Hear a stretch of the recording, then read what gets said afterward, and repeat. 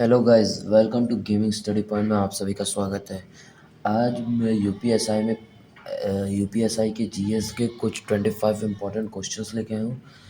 अगर आपने इस वीडियो को देख लिया, अगर इस 25 क्वेश्चन का आपने अगर प्रैक्टिस कर लिया तो प्रैक्टिस में बहुत मदद होगा यूपीएसआई के पेपर में। तो अगर शुरू किया जाए तो ये देखिए, पहला क्वेश्चन जिसमें दिया है, who was the founder of Mauryan empire, मतलब मौर्य वंश के संस्थापक कौन है। Option A Ashok, option B Bindusar, option C Chandragupta Maurya, option D Bimbisar. ये जो बिंबिसार और बिंदुसार ये दो अलग अलग हैं। एक इसमें से एक ये बिंबिसार हो गया ये बिंबिसार, ये आपके हो गए हर्यक वंश के संस्थापक है। अब वहीं देखा जाए, इसमें पूछा मौर्य वंश के संस्थापक हो जाएंगे चंद्रगुप्त मौर्य। चंद्रगुप्त मौर्य के बेटे बिंदुसार और बिंदुसार का बेटा अशोक। ये हो गया आपका पहला क्वेश्चन। अगर अब इसके बाद हम लोग का दूसरा क्वेश्चन देखा जाए तो battle of Plassey was fought in, मतलब कि बैटल ऑफ प्लासी कब हुआ था। Option A 1757, option B 1764, option C 1761 और ऑप्शन डी 1772। इसका आप लोग जवाब दीजिए। अगर इसका जवाब देखा जाए तो 1757, 1764 और 1761 और 1772, इसमें से बैटल ऑफ प्लासी कब हुआ था। तो इसका आंसर हो जाएगा 1757। 1764 में हम लोग लड़े थे बैटल ऑफ बक्सर, एक ये याद के लीजिए, इसके ये इम्पोर्टेंट है।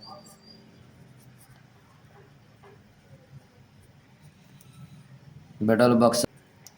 Indian constitution was adopted in, मतलब भारतीय संविधान को कब अपनाया गया था। ऑप्शन ए 15 अगस्त 1947, ऑप्शन बी 26 जनवरी 1950, ऑप्शन सी 26 नवंबर 1949 या ऑप्शन डी 2 अक्टूबर 1949।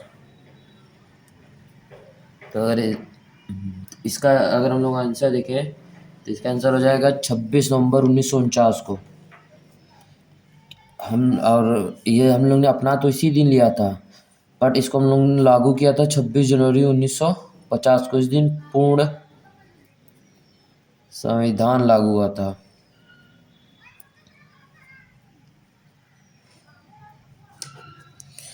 इस दिन हम लोग ने संविधान के कुछ भाग को लागू कर दिया था, जिसमें आपका नागरिकता हो सकता है, नागरिकता जिसे हम लोग सिटीजनशिप कहते हैं।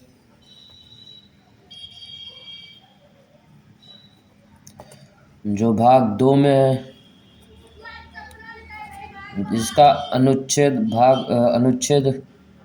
आर्टिकल 5 से 11 तक होता है। अब वही अगर हम लोग देखें 15 अगस्त 1947 इस दिन हम लोग का देश आज़ाद हुआ था।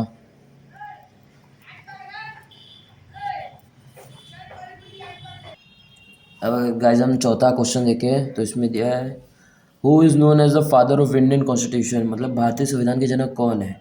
इसमें पहला ऑप्शन है जवाहरलाल नेहरू, दूसरा ऑप्शन महात्मा गांधी, तीसरा ऑप्शन बी आर अम्बेडकर, चौथा राजेंद्र प्रसाद।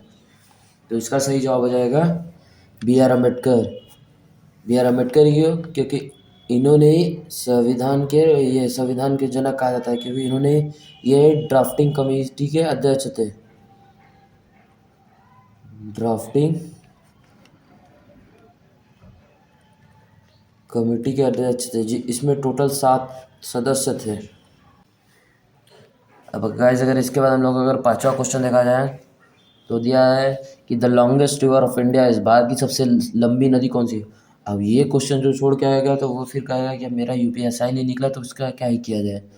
भारत की सबसे लंबी नदी गंगा है, जिसकी कुल लंबाई 25 किलोमीटर है, जो गंगोत्री ग्लेशियर से निकलती है और बे ऑफ बंगाल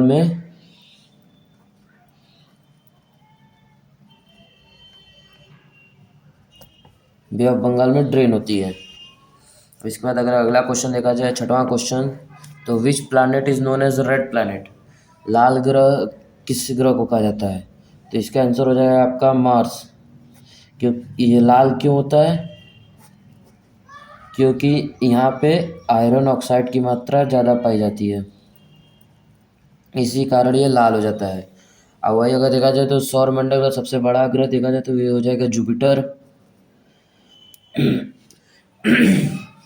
और सौरमंडल का सबसे गर्म ग्रह, सबसे गर्म ग्रह हो जाएगा आपका वीनस। सूर्य की लंबाई दूरी से देखा जाए तो ये सेकंड नंबर पे आता है। और अगर वही जुपिटर देखा जाए तो ये सबसे बड़ा है। और सैटर्न देखा जाए तो सैटर्न के में सबसे ज़्यादा सैटेलाइट पाए जाते हैं, जिसे हम लोग उपग्रह भी कहते हैं, उपग्रह या क्षुद्रग्रह जो भी कह लें। फिर अगर इसके बाद देखा जाए 7वां question, the minimum age to become president of India, मतलब राष्ट्रपति बनने के लिए सबसे कम उम्र कितनी होनी चाहिए। इसका ऑप्शन है ए 25 साल, बी 30 साल, सी 35 साल और डी 40 साल। अगर इसका हम लोग सही जवाब दे तो अगर इसका हम लोग सही आंसर देखा जाए तो इसका सही आंसर हो जाएगा 35 साल। प्रेसिडेंट बनने के लिए मिनिमम उम्र 35 साल होना चाहिए। अगर इसके बाद हम लोग अगर 8वां सवाल देखा जाए तो उसमें दिया है which gas is most abundant in the earth atmosphere, मतलब कि पृथ्वी के वायुमंडल में सबसे अधिक गैस कौन सी पाई जाती है। पहला ऑप्शन हो जाएगा ऑक्सीजन, दूसरा नाइट्रोजन, तीसरा हाइड्रोजन, चौथा कार्बन डाइऑक्साइड। तो इसका सही आंसर हो जाएगा नाइट्रोजन। पृथ्वी के वायुमंडल में सबसे अधिक गैस नाइट्रोजन पाई जाती है। अगर वही बोल दे कि पृथ्वी के बाहर अंतरिक्ष में सबसे अधिक कौन सी गैस पाई जाती है, तब उसका सही जवाब हो जाएगा हाइड्रोजन। बट इसमें दिया है पृथ्वी के अंदर, तो वायुमंडल में आपका सही जवाब हो जाएगा नाइट्रोजन। अगर इसके बाद अगर हम लोग देखा जाए 9वां क्वेश्चन, जिसमें दिया है कि आरबीआई का हेडक्वार्टर कहाँ है, द हेडक्वार्टर्स ऑफ आरबीआई का मुख्यालय कहाँ स्थित है। तो इसका सही जवाब हो जाएगा मुंबई। वर्तमान में आरबीआई का मुख्यालय मुंबई में है, पर वही अगर पहले पहले देखा जाए तो वो कोलकाता में हुआ करता था, पर अब वह बदल के मुंबई में वो शिफ्ट हो गया है। अब अगर 10वां क्वेश्चन देखा जाए तो 10वां दिया है हु रोड द बुक अर्थशास्त्र, मतलब अर्थशास्त्र की रचयिता कौन है। पहला कालिदास, दूसरा तुलसीदास, तीसरा चाणक्य, चौथा वाल्मीकि। कौन सा ऑप्शन सही है। तो इसका सही जवाब हो जाएगा चाणक्य। अर्थशास्त्र की रचयिता चाणक्य है। वाल्मीकि ने आपका रामायण लिखा, रामचरितमानस, जो भी ये भी बहुत इंपॉर्टेंट है, पूछता रहता है। और उसके बाद अगर अगर अभी 11वां क्वेश्चन देखा जाए तो इसमें दिया है the tropic of cancer passes through how many states, मतलब कि जो कर्क रेखा है भारत के कितने राज्य से होके गुजरती है। ऑप्शन ए हो जाएगा 6 राज्य, बी 7 राज्य, सी 8, डी 9। तो इसका सही जवाब हो जाएगा 8 राज्यों से होके गुजरती है।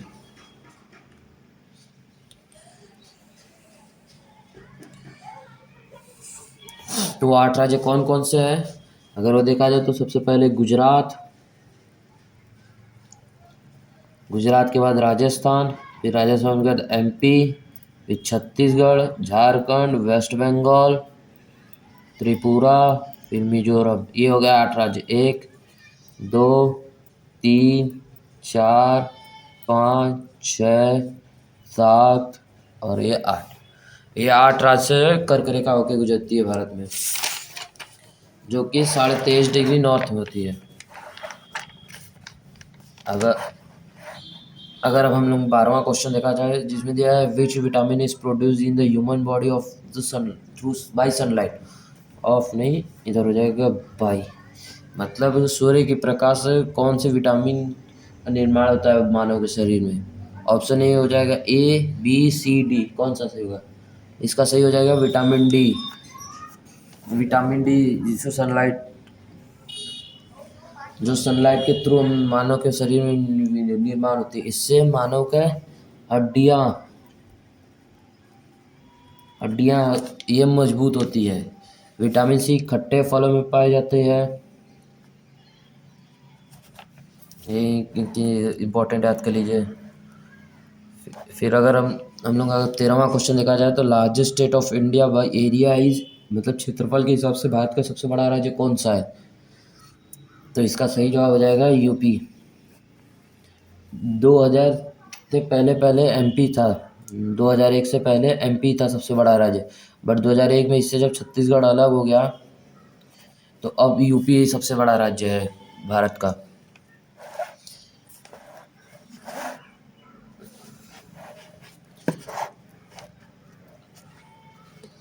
इसके बाद अगर 14वां क्वेश्चन देखा जाए 14th नंबर वाला, तो the first governor general of India after independence, आज़ादी के बाद भारत का प्रथम गवर्नर जनरल कौन था? इसका पहला ऑप्शन हो जाएगा लॉर्ड माउंटबेटन, दूसरा श्री राजगोपालाचारी, ऑप्शन थर्ड हो जाएगा जवाहरलाल नेहरू, ऑप्शन फोर्थ हो जाएगा राजेंद्र प्रसाद। तो इसका सही जवाब क्या होगा? इसमें बहुत से लोग लॉर्ड माउंटबेटन और श्री राजगोपालाचारी में कंफ्यूज होंगे, बट अगर इसका सही जवाब देखा जाए तो इसका सही जवाब हो जाएगा लॉर्ड माउंटबेटन। आज़ादी के बाद सबसे पहले फर्स्ट गवर्नर जनरल यही थे, पर सबसे फर्स्ट भारतीय गवर्नर जनरल अगर बोला जाए तब वो हो जाएंगे श्री राजगोपालाचारी। मतलब फर्स्ट भारतीय गवर्नर जनरल अगर इसकी बात किया जाए तो तब हो जाएंगे आपका श्री राजगोपालाचारी, पर यहाँ बुलाया गया फर्स्ट गवर्नर जनरल तो हो जाएगा लॉर्ड माउंटबेटन। फिर अगर इसके बाद आप 15वां क्वेश्चन देखा जाए तो ये क्या कहता है कि which metal is liquid at the room temperature, मतलब कि रूम टेम्परेचर पे ऐसा कौन सा मेटल है जो लिक्विड के फॉर्म में होता है? ऑप्शन ए हो जाएगा आयरन, बी मर्क्यूरी, सी एल्यूमिनियम, डी लीड। इसका सही जवाब हो जाएगा मर्क्यूरी। इसका सही जवाब हो जाएगा मर्क्यूरी। मर्क्यूरी का केमिकल फार्मूला क्या होता है? इसका केमिकल फार्मूला होता है Hg। वही एल्यूमिनियम का देखा जाए तो ये होता है Al, लीड का हो गया Pb और आयरन का हो गया Fe। ये केमिकल फार्मूला भी याद रख लीजिए, ये भी कभी कभी पूछ लेता है। अब अगर इसके बाद हम लोग 16वां क्वेश्चन देखा जाए तो right to education is included under which article, मतलब शिक्षा का अधिकार किस अनुच्छेद के अंदर आता है? इसका ऑप्शन ए हो जाएगा आर्टिकल 19, ऑप्शन बी हो जाएगा 21 का ए, ऑप्शन सी 32, ऑप्शन डी 14। अगर बात किया जाए राइट टू एजुकेशन, ये आता है 21 ए के अंदर। वही अगर फंडामेंटल राइट्स की बात किया जाए तो ये हम लोग ने लिया था अमेरिका से, ये भाग 3 में आता है। आर्टिकल 12 से 35 के बीच में रहता है, जिसमें कुल 6 फंडामेंटल राइट्स हैं। एक जो है आपका जो आपका है पहला हो जाएगा समानता का अधिकार, इक्वेलिटी। दूसरा हो जाएगा स्वतंत्रता।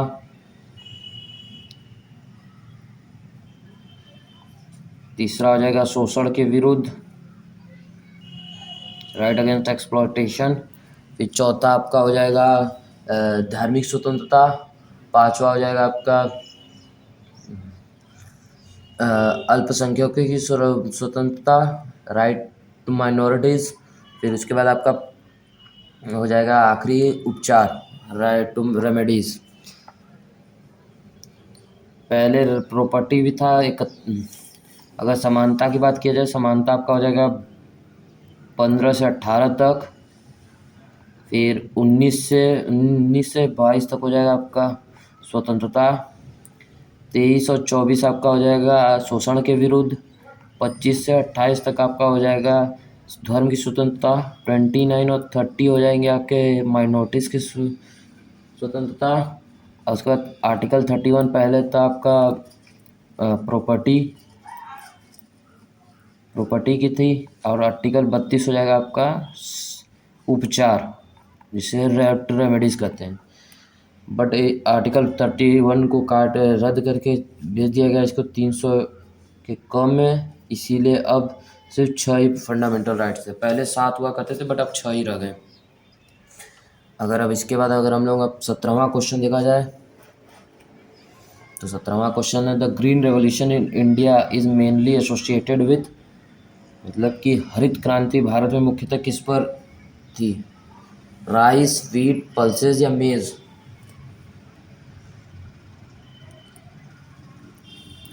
तो अगर देखा जाए तो ग्रीन रेवोल्यूशन हम लोग में आया कब था? तो 1966 से 69 के बीच में आया था।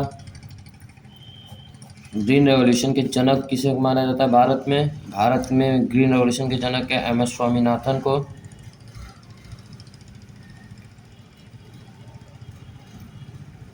अगर वही विश्व में बोल दिया जाए तो विश्व में नॉर्मन बोरलॉग को।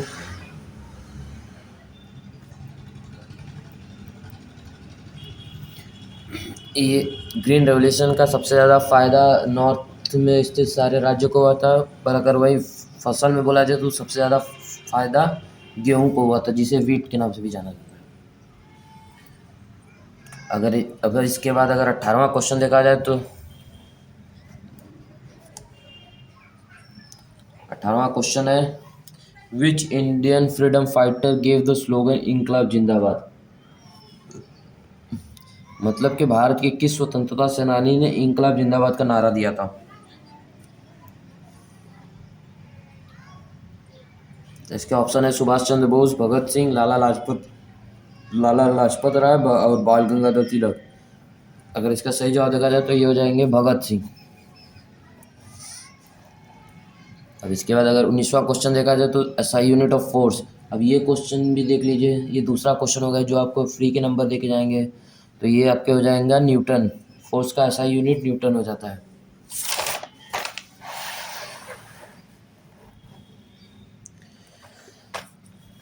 20वां question, who appoint chief election commissioner of India. Bharat के मुख्य चुनाव अधिकारी को कौन नियुक्त करता है। मनोनीत नहीं, नियुक्त होगा, यहाँ पे गलत लिखा गया है।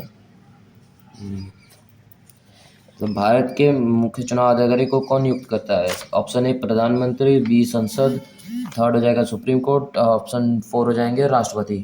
तो इसका सही जवाब क्या होगा। इसका सही जवाब हो जाएगा राष्ट्रपति।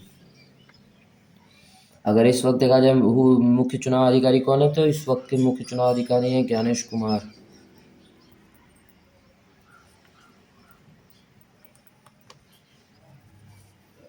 मुख्य चुनाव अधिकारी ज्ञानेश कुमार है और राष्ट्रपति इस वक्त की द्रौपदी मुर्मू।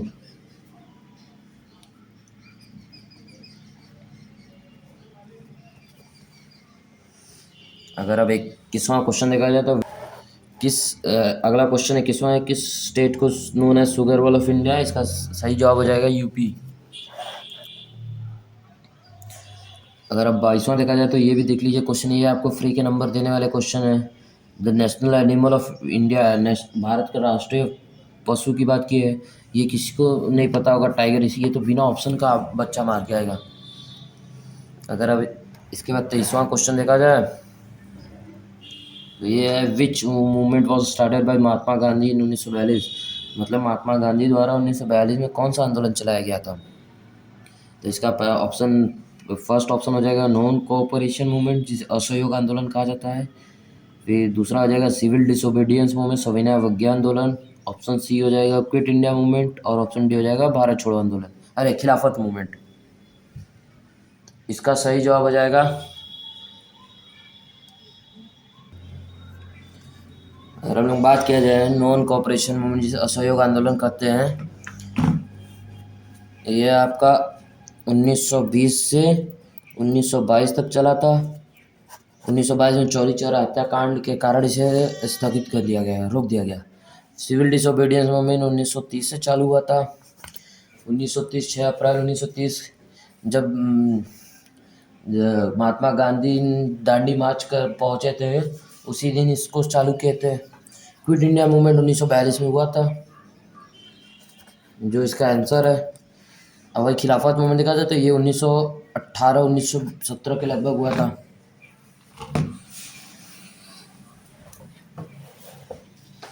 तो इसका सही जवाब हो जाएगा ये क्विट इंडिया मूवमेंट 1942, जिसमें गांधी जी ने अंग्रेजों भारत छोड़ो का आंदोलन दिया था। अब इसके बाद अगर 24वां क्वेश्चन देखा जाए तो which organ purify blood in human body. मानव शरीर के कौन सा अंग रक्त को शुद्धि करता है। तो इसका सही जवाब हो जाएगा किडनी। किडनी मानव शरीर के रक्त को शुद्धि करता है। लंग्स ये आपके ऑक्सीजन को प्योरीफाई करता है। हार्ट ऑक्सीजन को पंप करता है। वहीं अगर लीवर है, ये लीवर आपके यूरिन को प्योरीफाई करता है, यूरिन का फिल्ट्रेशन करता है। फिर अगला क्वेश्चन, आखिरी question, national flower of India. एक काम करिए, आप लोग इसका जवाब कमेंट में दीजिएगा। इसका जवाब आप लोग कमेंट कीजिए। तो ये रहे कुछ 25 इंपॉर्टेंट क्वेश्चंस यूपीएसआई के लिए जो बहुत इंपॉर्टेंट है। अगर आपको वीडियो पसंद आई हो तो वीडियो को लाइक करें, चैनल को सब्सक्राइब कर दें। Thank you.